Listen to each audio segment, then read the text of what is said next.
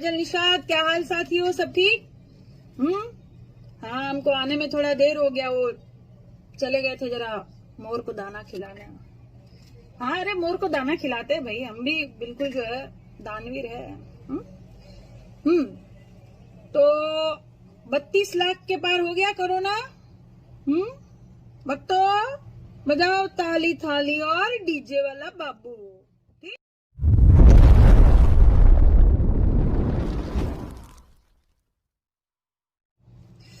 देखिए, आज का समाचार, मुख्य समाचार इस प्रकार है कि भारत की आर्थिक तौर पर कितना गिर चुका है, इसका अंदाजा भी नहीं लगाया जा सकता है।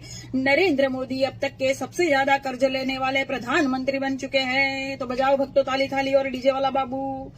यह विश्व बैंक की रिपोर्ट है, वर्ल्ड बैंक की ऑफिशियल वेबसाइट पर उपलब्ध है। आपको अगर भरोसा ना हो तो आप जाकर देख सकते हैं, ठीक। हमारी कही हुई रिपोर्ट नहीं है ये। तो पिछले 4 महीनों से दलाल मीडिया और भाजपाई नेताओं द्वारा खबर फैलाई जा रही है कि मोदी सरकार बिना विश्व बैंक से लोन लिए ही बगैर ही ऐतिहासिक विकास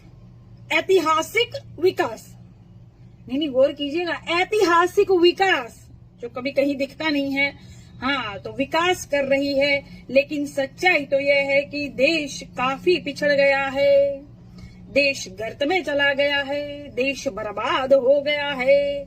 भारत में बेरोजगारी और भुखमरी पूरी दुनिया के मुकाबले सबसे ज्यादा है। और ये आंकड़े 2014 के बाद तेजी से बढ़ रहे हैं।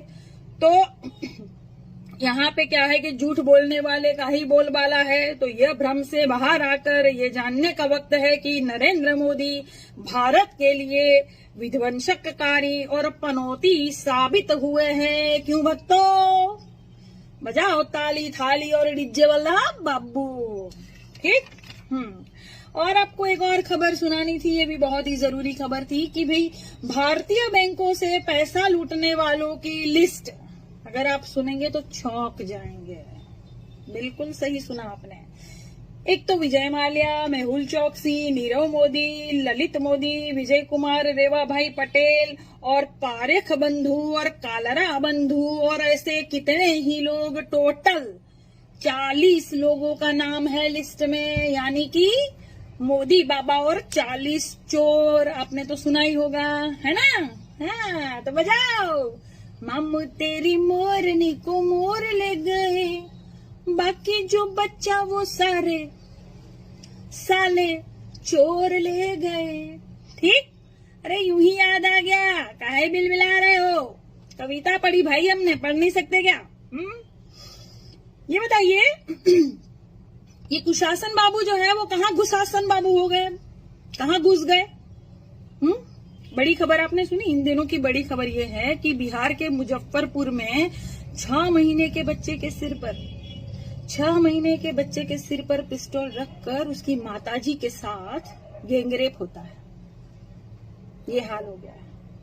अरे और अभी आप तो सुनिए, ये जो रविवार की घटना पहले तो सुनिए कि गोरखपुर में मां बेटी की हत्या, जौनपुर में ट्रिपल मर्डर, प्रयागराज में डबल मर्डर, उन्नाव में महिला का शव मिला, बरेली में 7 साल के मासूम बच्चे की हत्या, कौशाम्बी में व्यापारी पर हमला, चित्रकूट में मजदूर की हत्या, मुजफ्फरनगर में हत्या, वाराणसी में गैंगरेप।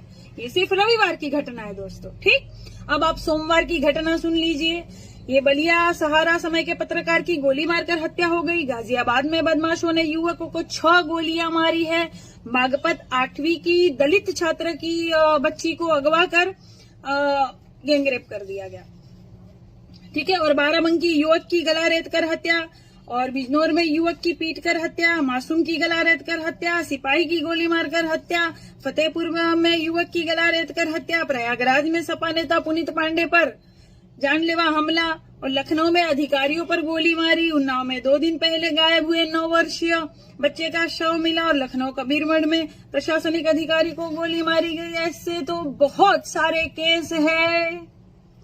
क्या करेंगे आप लोग? अब कहाँ गए सब भक्तगण?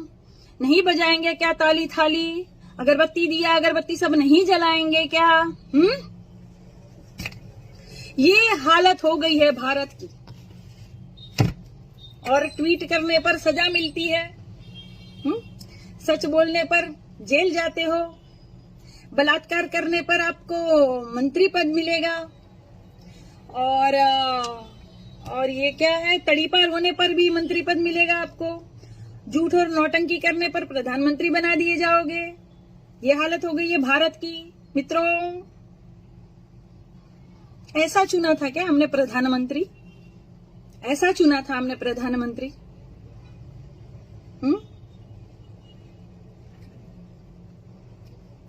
कितना सारा जंगल राज बना दिया भारत को, और कितने लोगों को अभी भी कोई फर्क नहीं पड़ता। बनता है तो बने, हमको क्या करना भाई, भाड़ में जाए जनता, अपना काम बनता, हमको क्या करना है। अभी भी कुछ लोगों को लग रहा है कि मोदी जी ही सर्वश्रेष्ठ नेता है। सही है, ठीक है। ऐसे कुछ जाहिल लोगों की वजह से ही भारत बर्बाद हो रहा है। तो समझदार लोग सब सुन लीजिए। अरे भाई भक्त समझदार बोला, जब मैं समझदार बोलूं तो तुम क्यों आगे आ जाते हो? तुम थोड़ी समझदार हो, चलो हटो। समझदार लोग सब सुन लीजिए। मैं पहले ही कह रही हूं कि अभी वर्तमान में अगर आपने आवाज नहीं उठाई तो भविष्य बहुत ही दिक्कत वाला होगा, आपके लिए, आपके बच्चों के लिए, आपके परिवार के लिए बहुत ज्यादा दिक्कत वाला होगा। बाकी तो क्या है भाई, बेरोजगारी बढ़ती है तो बढ़े, कोरोना के केस बढ़ते हैं तो बढ़े, लोग मर रहे तो मरे, स्वास्थ्य सेवाएं ठप हो रही तो हो, शिक्षा का महत्व खत्म हो रहा है तो हो, हमें क्या, हमारा तो टाइम हो गया मोर को दाना देने का। ठीक, हम चलते हैं। आप लोग खुश रहिए और सुनो है, 6 जोड़ी कपड़ा रेडी रखना भाई, मोर को दाना खिलाने में 6 बार कपड़े हम चेंज करेंगे। ठीक है? अरे प्रधानमंत्री से कम थोड़ी है हम भी, है ना?